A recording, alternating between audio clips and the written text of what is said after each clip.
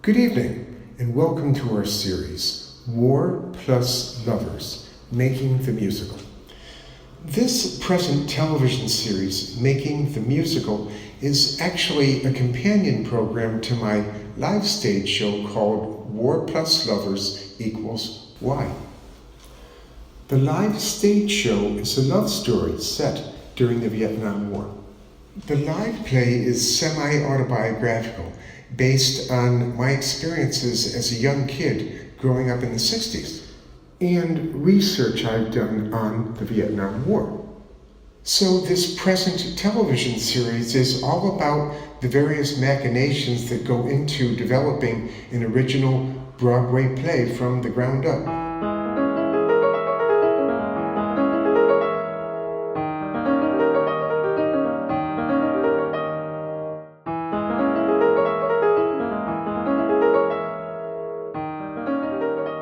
The title of tonight's episode is Ernest Hemingway or Cecil B. DeMille, aka read the novel or watch the movie. Modern people can be a little silly sometimes because we simply assume that we're better than the people that came before us. And that's not necessarily true. I guess there are a couple reasons for that. One would be this idea of evolution. We think that as time goes by, evolution just makes everything better. Well, sometimes that's true and sometimes it isn't, because evolution always has many different branches occurring at the same time, and not all of those branches will be equally successful. I remember there was a movie released in 1981 called Quest for Fire. It was about prehistoric man trying to seek out fire in the wilderness before he was able to actually produce it himself, and it was before he developed the language.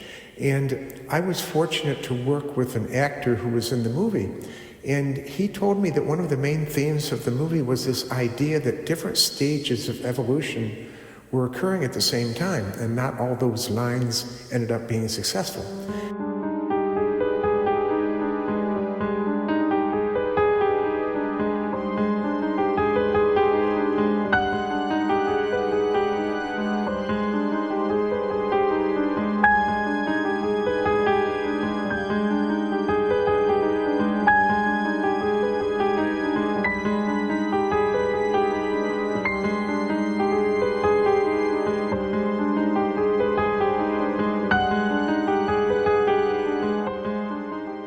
You know, that can happen in cultural evolution also. Today in American society and all over the world, we have many different branches of cultural evolution beginning at the same time. And 50, 100 years from now, some of those branches will turn out to be successful, and I guess some won't. When I moved to New York City in 1979, I was a musician, so I watched MTV, and there was a band called Devo, and they all dressed up like robots, and they all looked the same, and they moved in mechanical ways, and they had a very artificial synthesizer-driven sound, but they were quite clever, and they had their own style, and they had a few videos that were active play.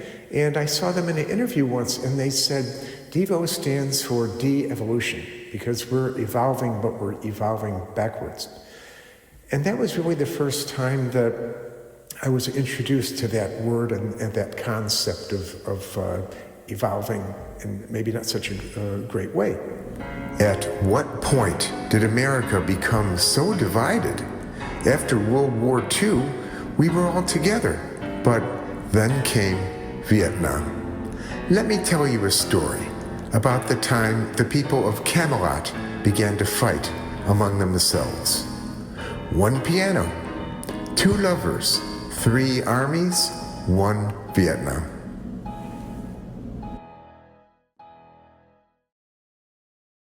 Another thing that makes us think we're better than those that came before us is our technology. We think we have all this technology, but we're not the ones that developed and innovated that technology. Our technology was handed down to us from people that came before. So in a very real way, we stand on the shoulders of giants. And technology has always been kind of a double-edged sword. We can use it to make ourselves better, but we can also use it in such a way that it becomes a crutch and almost a handicap. Just to give an example, the internet. The internet was originally designed for research. So a researcher could develop a paper and upload it to the web, and there would be certain words in a technical paper that perhaps you'd want people to be able to get the definition for while they were reading the paper. So those words would be highlighted in hypertext. So you could click on the hypertext and the definition of the word would pop up and you could read it and then exit out and go back to the paper and continue reading. So after a while, the hypertext linked to a picture, and after a while the hypertext was a picture and it clicked to a video.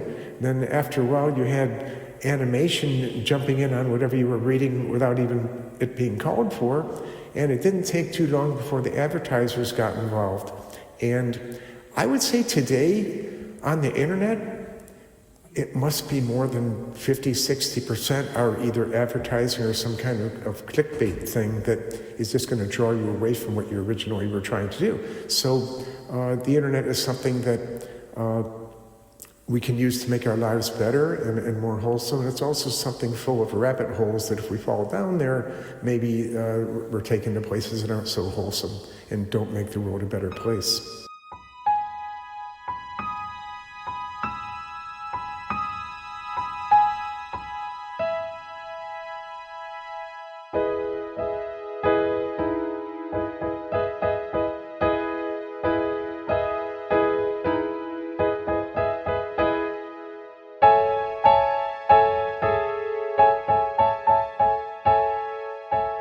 Another problem with technology is over-specialization. In our society today, if you can do one thing very, very well, and you can monetize with it, you don't need to be able to do anything else, because you can just get your money, and then anything else you need, you can just pay somebody to do it. So the problem with over-specialization is it robs us of the need to be innovative and to adapt. And historically, innovation and adaptation have been the things that have allowed the human race to evolve and to move forward. So as our life becomes so convenient that we no longer need to innovate or adapt, that's probably not going to take us to a better place.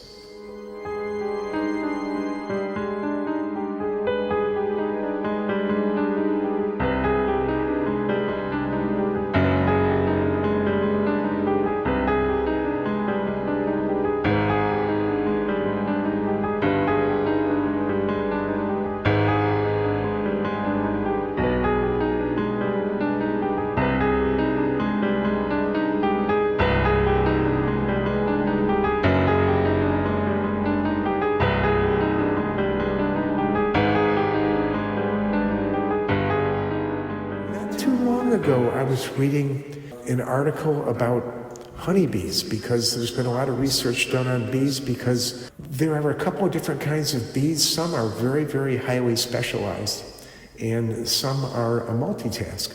Discovered that the brain cavities for the bees that were highly specialized were actually smaller.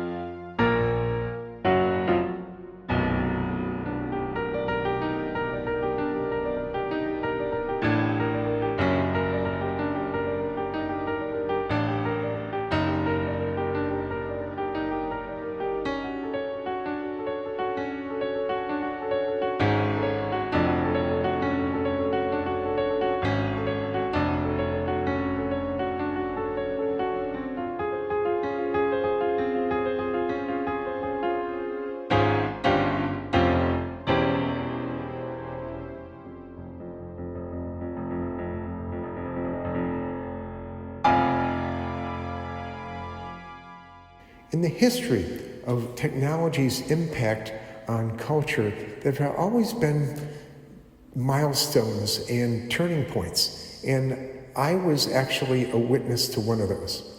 My generation was actually the very first television generation. And my brother was 9 years older than me, and his generation wasn't. And that had a profound effect on the way that we would react to various cultural situations later in the 60s. Motion pictures came first, because motion pictures was a slightly simpler technology than television. Because with a motion picture, all you needed was one projector, and you could throw the light on a wall in a big room, and hundreds of people could watch it. And that was quite a bit different. And the actual precursor to television occurred during the motion picture presentations. Today, when you go to see a movie, you see previews from other movies shown before the feature. But back in the 30s and the 40s, you had something called newsreels. And these were really the precursors of the television programming. You'd have a preview or a newsreel. Lucky Lindy lands in Paris after flying solo across the Atlantic Ocean for the first time in history. Or the airship Hindenburg bursts into flames while landing at an airstrip in New Jersey. So these kinds of things were really the first glimpses of how TV programming could be developed. So by the time all three networks came up with enough programming to fill the viewing day, and at the time when most households had a black and white TV set, it was about 1960, and I was about 7. Now at that time, my brother was, 15, 16? So there were things that I found interesting about the television programming that he didn't. The way it kind of worked then was, a weather report, news report in the morning, then usually game shows or soap operas during the afternoon for the moms at home. And then the programming in the late afternoon was for us kids. It was usually very low budget, Superman, Buck Rogers, Flash Gordon, things like that were of no interest to the older teenagers. And then the news reports, and then the parents would watch, and the kids would do their homework. And then we had the family viewing prime time around 7:38. Shows like Bonanza and Gunsmoke were huge.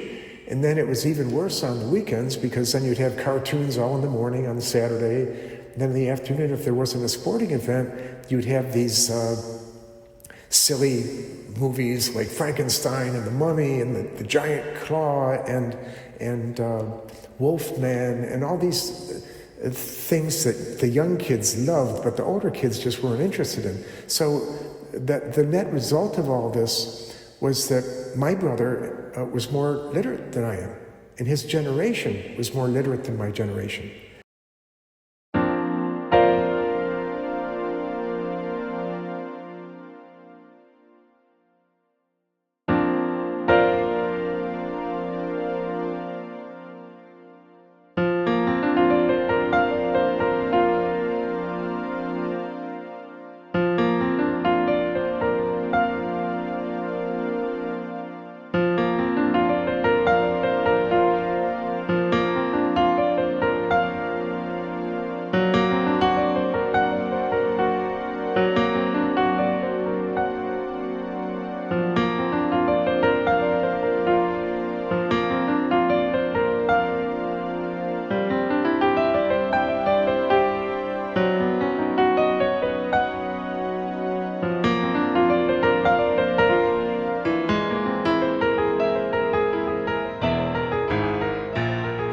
Now, I know how to read and write, and I've been writing in some capacity for 50 years. I've written hundreds of song lyrics, I've written dozens of long-form pieces of literature, teleplays, screenplays, nonfiction, hundreds of television scripts, but my brother was still more literate than I am. And why was that? Well, my brother's generation, they would read the novel instead of watching the movie. And my generation, we'd watch the movie instead of reading the novel. And my brother's generation, they'd go to sleep with a 200-page book and read themselves to sleep. And my generation, we'd go to bed maybe with the radio on. So the real difference there was that reading for my brother's generation was a form of recreation, a form of entertainment. And for my generation, it was a little bit like work. Yes, we'd read an occasional novel, but it would be because it was assigned to us for schoolwork. But my brothers and his generation just devoured their reading. It's what they did for fun, and it was completely different than my generation, and it really had a profound effect on the way that we were informed about culture and the way that we reacted to various crises in our culture, such as the Vietnam War. The Vietnam War was really unbelievably terrible because it juxtaposed war with the cultural renaissance of the 60s. And for young kids like me, I didn't know anything about it, but looking back now, I can see that when we see all the division in our society today, when you go back and look for the genesis of real divisions in this country, it all goes back to that Vietnam War, where half the people wanted to get involved in the cultural renaissance, and the other one just wanted to continue with fighting wars and whatever that leads to. I'm not even sure.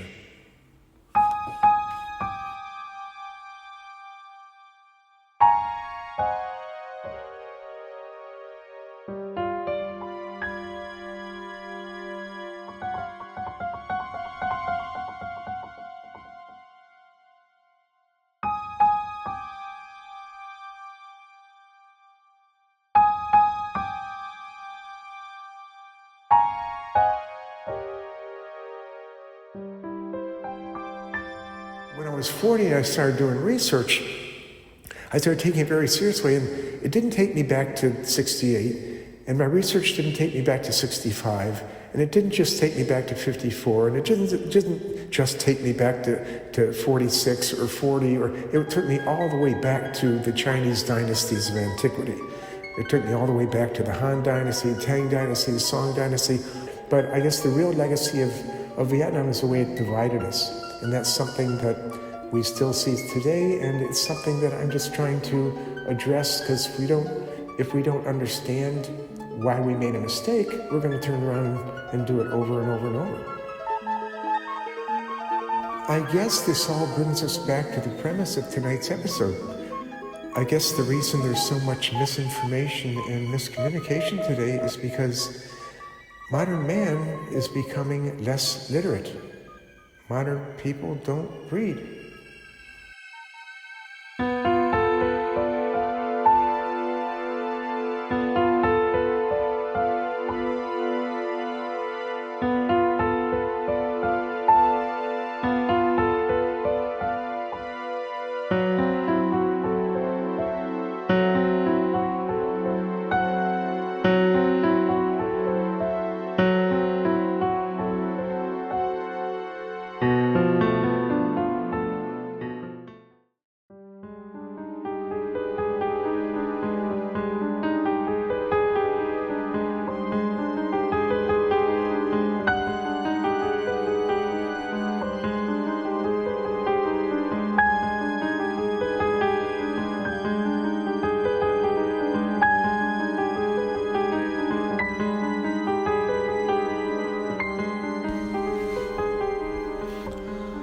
I went to see the production of Miss Saigon at the Broadway Theater a few years ago, and to be honest, I didn't really like the opening, and the reason I didn't is because it made it look like war was a 9-to-5 job, and the soldiers went out on patrol 9 to 5, and then they came back at night and went to the brothels, and that's not really what war is like. So it did, in that world of that story, it kind of felt like that. And the idea of the guy falling in love with someone that he met, and I didn't really feel that was that strong of a story. So halfway through the first act, I didn't really enjoy it that much. And then came the dancing and the music, and I never realized how much dancing contributes to a live show. Because when you see dancing on TV, it's a little different. It's not the same impression. It's like listening to an acoustic, like someone playing solo violin or solo acoustic guitar or solo piano. It doesn't come across that well on the TV. But if you're there and you can feel the strings vibrate and you can see the artist close up, it's a completely different experience. And I'd seen other plays with dancing before, but because I was a little not that crazy about the storyline, for a few different reasons, having done so much research and there wasn't any dialogue in it, it was just what they call a sung-through musical, and for me it just, what it didn't say could fill volumes. Like the Pentagon Papers, I don't think it had nothing that was in the Pentagon Papers was in that production, but the way the dancing uplifted that production was just amazing. And before that, by then was just getting ready to do my latest series of shows, which started about 3 years ago. And I decided, because I had all these piano compositions, and I just decided, hey, we'll have a dancer go ahead and dance during those piano compositions. And it just turned out to be a wonderful, lucky, fortunate decision, because every production we've done, everyone comes to me and say, we love the music with the dancing, and everyone says that. So even if they think it's more political or more this or more that than it really is, sometimes people don't quite get your message that well, especially when I'm doing it in a very small theater, and we can talk afterwards, and sometimes people will get up and they don't really get the idea that I'm trying to put across. But everyone seems to understand the music and the dancing, so that has been worked out wonderfully. So that is something that's I think a big part of my spoonful of sugar in this production, is that my original compositions, which are influenced by composers like Mussorgsky and Ravel and some of the expressionists and the impressionists, that's sort of the angle I'm coming from with the solo keyboard. And then the dancing with that, that's sort of my sugar to make the overall the overall production to be as entertaining as possible.